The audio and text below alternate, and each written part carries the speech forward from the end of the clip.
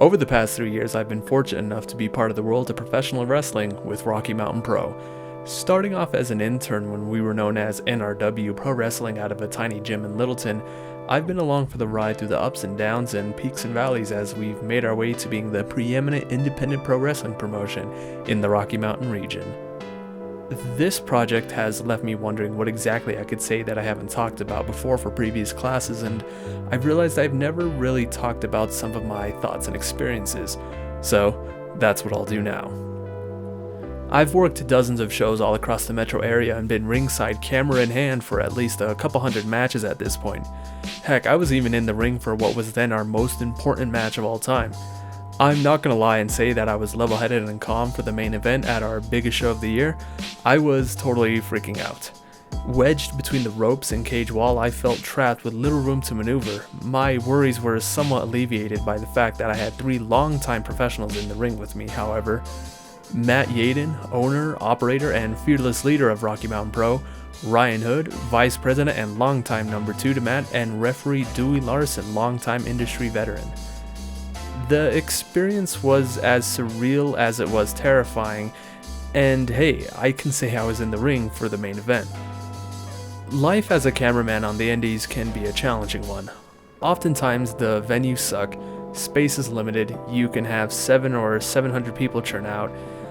Things tend to go wrong every single time, even when you think everything is set and you don't really know what's coming next, even when you've been told what to expect.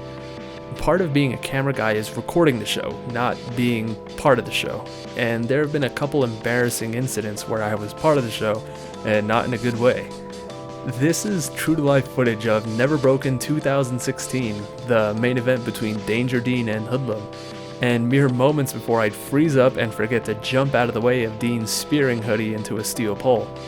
I've never watched the entirety of this match because it's such an awful memory, and I'm not about to watch it in front of the entire class. Mainly because not only did I get run into once, but twice.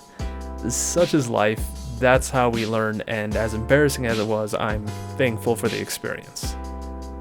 Outside of that unfortunate incident, there have been a few bumps here and there, nothing serious. Sometimes you just have to take it in stride and hope you get a cool shot out of it. Speaking of shooting, professional wrestling is an interesting challenge, seeing as pro wrestling is a mix between show and sport, or athletic theater as I like to call it. Sometimes you need to showcase the athleticism, sometimes you need to frame a shot to help tell the story. And that's probably been one of my favorite things about being a camera guy, the cinematography of pro wrestling. Getting the perfect shot at just the right moment is an awesome feeling. A cool sequence of moves, a clean fall through a table, or any shot that can advance the narrative. Professional wrestling isn't easy and it's not for everyone, and the scripted nature of who wins and loses unfortunately makes a lot of people believe they can just hop right in. They couldn't be any more wrong if they tried.